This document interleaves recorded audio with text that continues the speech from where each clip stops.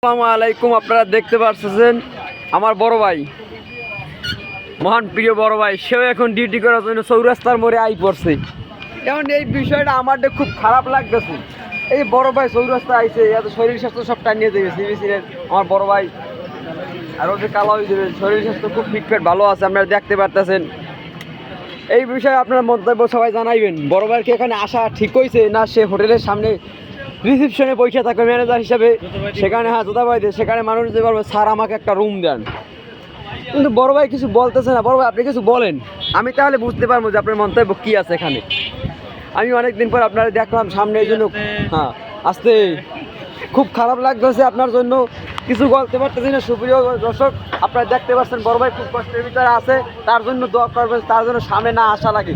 সামনের দিন থেকে আমি আজকেই বলতেছি, সেজন্য রিসিপশনে বসে থাকেন, সুন্দরভাবে ডিউটি পালন করে। লাগলে বড় ভাইয়ের চেয়ারটা আবার ভালো করে দেখেন, লগে আমার ভাইও সাক্ষী আছে কিন্তু।